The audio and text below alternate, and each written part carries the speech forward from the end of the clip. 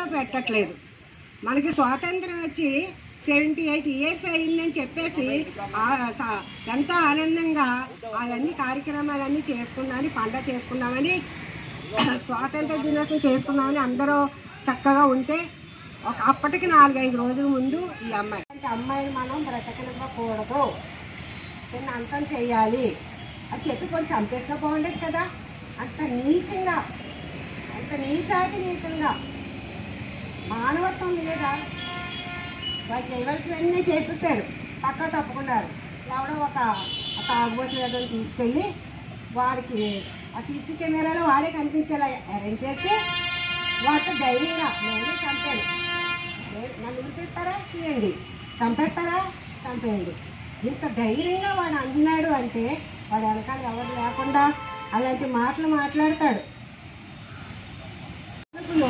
ఇవన్నీ కూడా ఆలోచించి శిక్షలు అమలు చేసి సరైన చట్టాలు తీసుకొచ్చినప్పుడే స్త్రీలకు మనం ఎంత గోడు వెళ్ళవస్తున్నా ఏం చేసినా పాలకుల్లో మార్పు వచ్చినప్పుడే మన దేశం కానీ, రాష్ట్రం కానీ, ప్రజలు కానీ బాగుపడటానికి అవకాశం ఉంటుంది. కాబట్టి ఇటుపైన అత్యాచారాలు జరగవని మనం అనుకోవడానికి ఏం లేదు. మనం అనుకుంటాం, జరిగిపోతుంటాయి. అలాంటి వాళ్ళకి ఏం చేయాలంటే మళ్ళీ ఇంకొకటి అలాంటి పని చేయకుండా ఉండేలాగా పబ్లిక్లో అందరూ చూస్తుండగా సరైన పనిష్మెంట్ ఇచ్చుంటే ఇంకొకరు చేయడానికి భయపడతాడు. కాబట్టి మనం బాధపడుతున్నాం. అంత చక్కని అమ్మాయి తల్లిదండ్రులు పోగొట్టుకున్నారు, వాళ్ళ జీవితం కట్ట వాళ్ళకి ఏముంది, ఒక్కటే కూతురు, ఇంకా వాళ్ళకి తోడు ఎవరున్నారు? ఇంకా జీవితాంతం కుళ్ళి ఏడ్చుకొని పాపం బాధపడవలసిందే. వాళ్ళకి ఏమి ఇస్తారో, ఎందుకు డబ్బు ఏం చేసుకుంటారండి? ఆ డబ్బు కోసమే కదా కక్కుతు లేదు వాళ్ళందరూ కూడా ఆ డబ్బు సంపాదించాలని కదా ఇలాంటి అరాచకాలు ఎందుకు చేస్తున్నారు?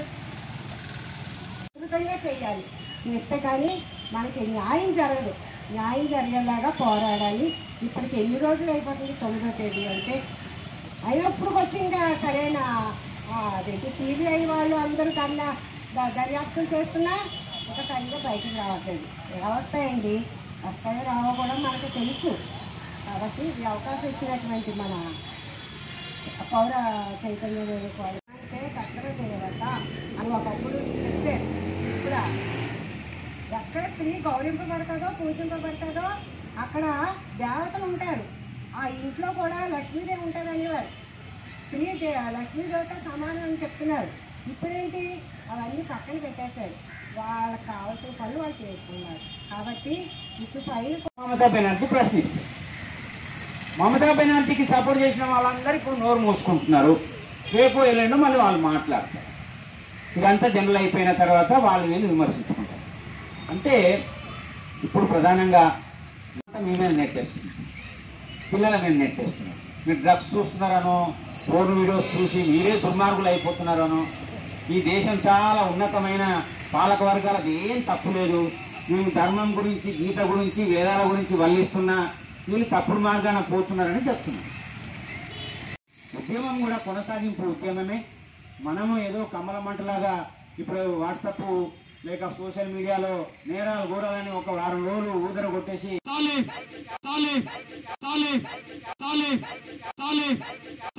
వెబ్సైట్లను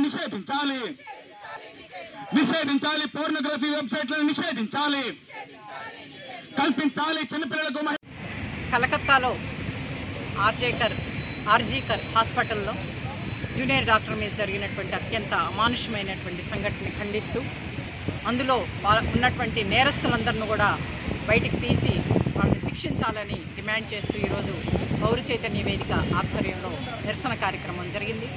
మన దేశంలో ఈరోజు అనేక అకృత్యాలు జరుగుతున్నాయి. ప్రతి 4 నిమిషాలకి మహిళల మీద ఒక అత్యాచారం జరుగుతున్నటువంటి పరిస్థితి ఉంది. ఈ మళ్ళీ ఇటీవలే మహారాష్ట్రలో కూడా స్కూల్లో 4 సంవత్సరాలు 3 సంవత్సరాల పసిబిడ్డలపై అత్యాచారం జరిగింది. పౌర సమాజం చాలా పెద్ద ఎత్తున స్పందించి అక్కడ ఉద్యమాన్ని నిర్వహించినటువంటి పరిస్థితి ఉంది.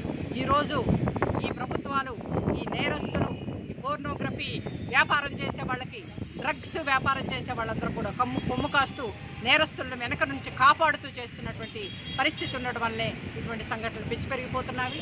ఆర్జీకర్ హాస్పిటల్లో కూడా ఇటువంటి నేర కోణం ఉందనేది వెలికి వస్తూ ఉంది.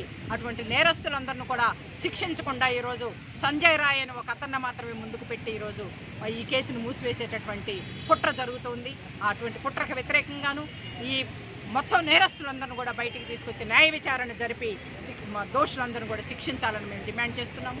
అలాగే సామాజిక వాతావరణాన్ని పూర్తిగా కలుషితం చేస్తున్నటువంటి డ్రగ్స్, పోర్నోగ్రఫిక్ వెబ్సైట్స్, లిక్కర్ సప్లైని వ్యాపింపు చేస్తున్నటువంటి వీటన్నిటిని కూడా నిషేధించాలని ప్రభుత్వాన్ని మేము డిమాండ్ చేస్తున్నాం. ప్రభుత్వాలు ఈ సంఘటనలు జరిగినప్పుడంతా కూడా మన దేశంలో కన్విక్షన్ రేట్ చాలా తక్కువ ఉంది. శిక్షలు పడటం అనేటువంటి నేరస్తులకు శిక్షలు పడటం చాలా తక్కువ ఉంది.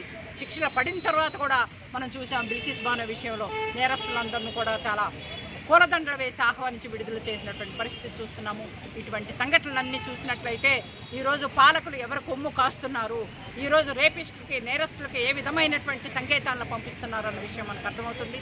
వాళ్ళందరినీ కూడా బలోపేతం చేస్తున్నారు వీళ్ళు.